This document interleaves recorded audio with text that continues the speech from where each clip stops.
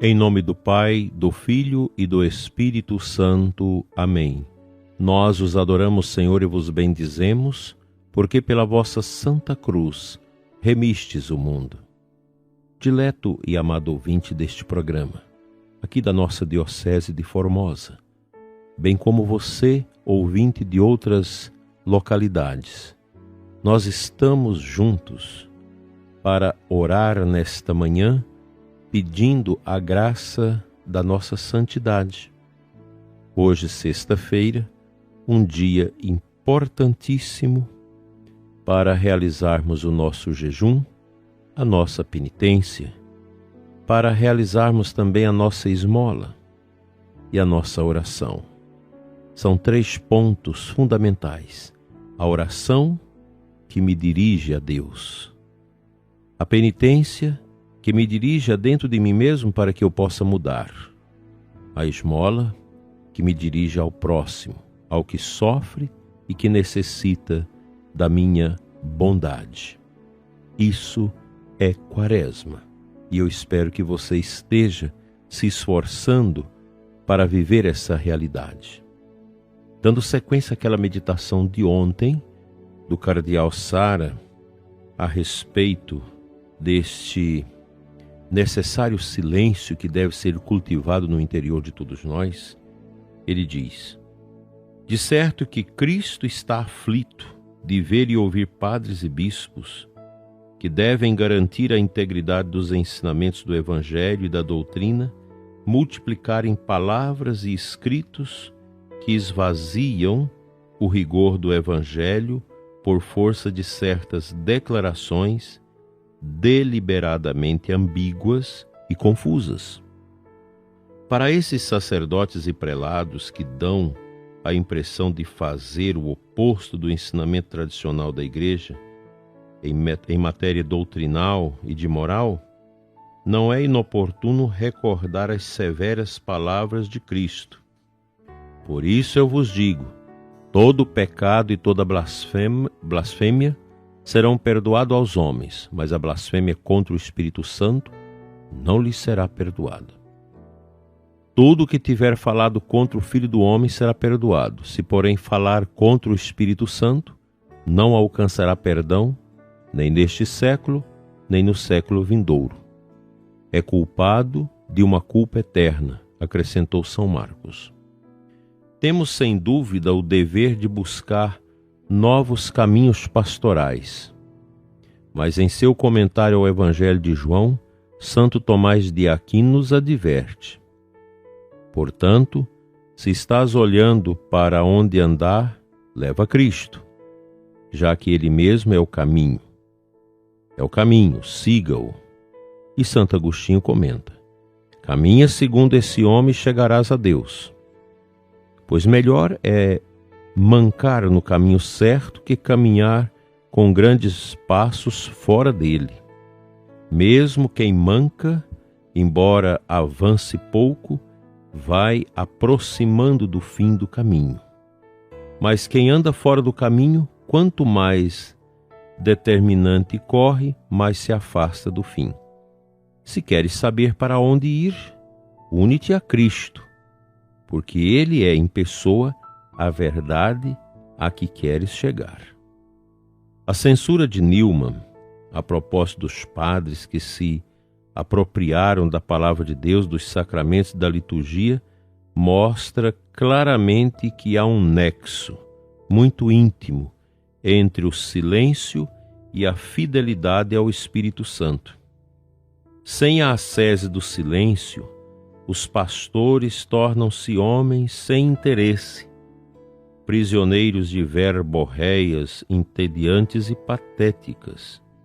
Sem a vida do Espírito e sem o silêncio, a pregação não passa de tagarelice confusa, desprovida de consistência. A palavra do sacerdote deve moldar a sua alma e ser o sinal da presença divina. A reflexão de Newman aplica-se a todas as pessoas.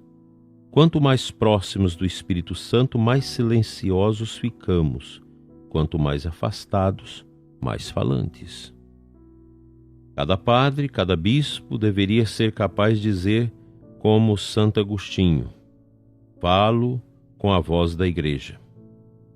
E, portanto, fala com a voz de Jesus Cristo.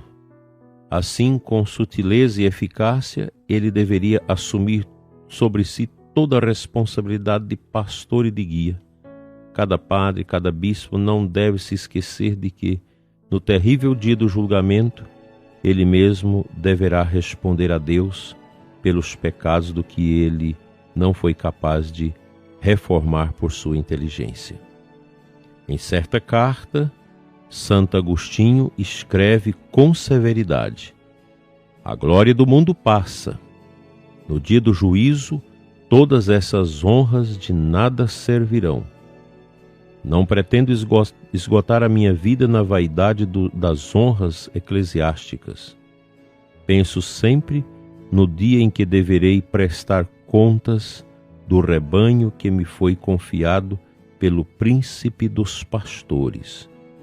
Compreendei, pois, os meus temores, pois são grandes os meus temores.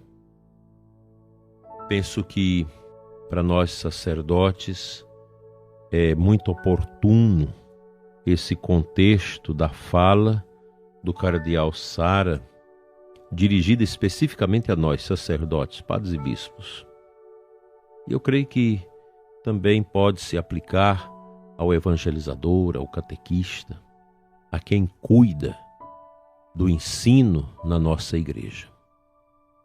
Não é fácil sermos santos, não é fácil domar esse leão da maldade, da crueldade, da carnalidade que cada um traz dentro de nós. É muito fácil se perder pelos caminhos que não são os de Deus.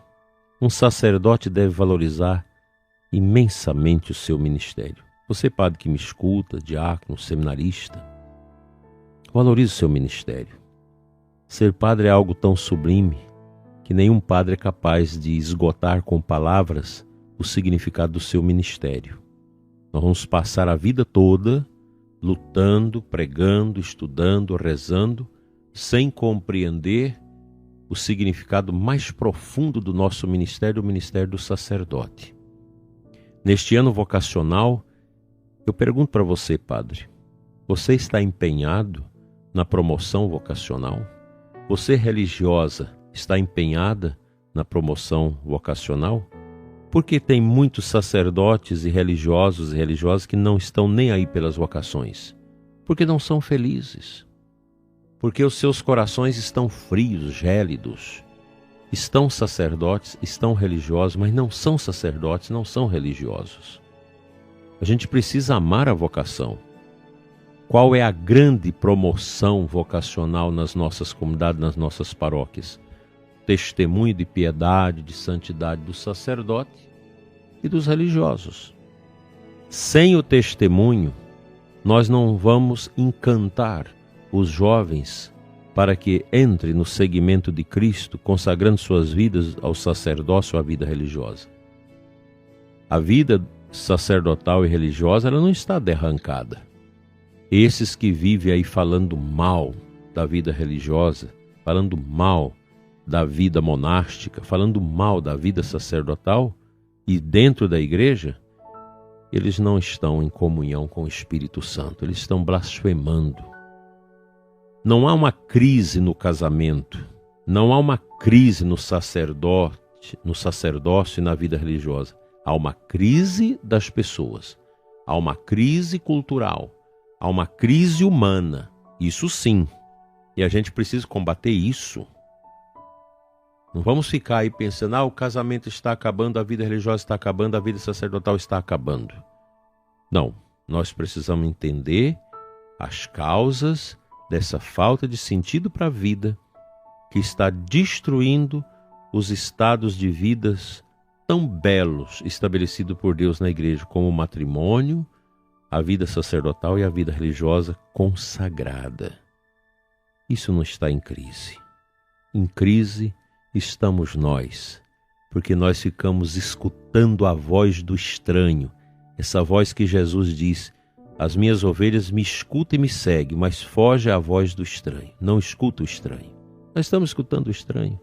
A nova ordem mundial, o relativismo, o comunismo, todas essas misérias do mundo moderno que vai entrando dentro de nós. Isso não está bem. Nós precisamos reagir com oração, com determinação. E vocês, seminaristas, vocês, meninas que estão nos conventos, lembrem-se, vocês são escolhidos por Cristo para este tempo desafiador. Feche os ouvidos às coisas do mundo, renuncie um pouco a essas redes sociais e abracem o silêncio, o amor de Cristo, porque Cristo é o nosso tesouro, é o tesouro que nada neste mundo se equipara. Sigamos adiante. E vocês casados também. O casamento é um tesouro que vocês precisam valorizar, porque há tanta crise nesse mundo em relação às famílias, porque os casais não estão dando testemunho como deve. Testemunho de modéstia, de adoração, de oração, de amor, de zelo pelos filhos. Maternidade e paternidade responsáveis, coerentes. É isso que o mundo precisa de nós. Vamos adiante sem desanimar.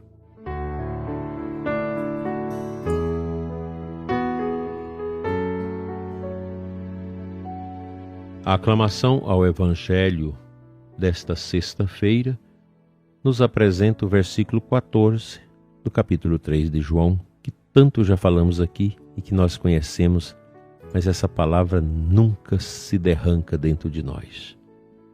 Deus amou tanto o mundo que Ele deu seu próprio Filho para que todo o que nele crê encontre vida eterna. Esse versículo é extraordinário. Os evangélicos usam muito esse versículo. Nós precisamos compreender que Cristo é a expressão do amor de Deus. Mas é preciso um coração silencioso, amoroso, humilde, manso. Um coração que pensa na morte. Nós começamos a quaresma, uma quarta-feira de cinzas, recebendo na nossa cabeça as cinzas. Lembra-te que tu és pó e ao pó hás de voltar. Isso não é brincadeira, prezado ouvinte. Isso é grandioso. E a gente precisa acolher isso. Vamos largar essa vaidade, essas bobagens. Vocês, sacerdotes religiosos, saia dessa bobagem de teologia ecofeminista da libertação. Isso não resolve. Vamos levar o povo à oração. Vamos viver a fé da igreja. Vamos viver uma quaresma voltada realmente para o mistério do Cristo. Isso basta. Ele, que é a expressão do amor do Pai, enche os nossos corações de alegria no seguimento. Amém.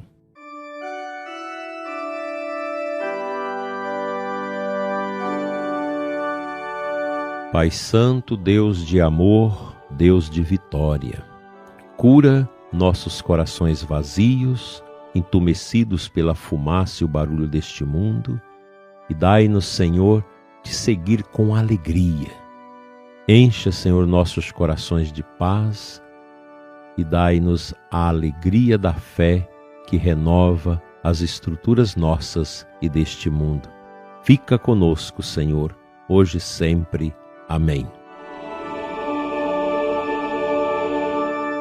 O bom Deus te abençoe e te guarde hoje e sempre, em nome do Pai, do Filho e do Espírito Santo. Amém.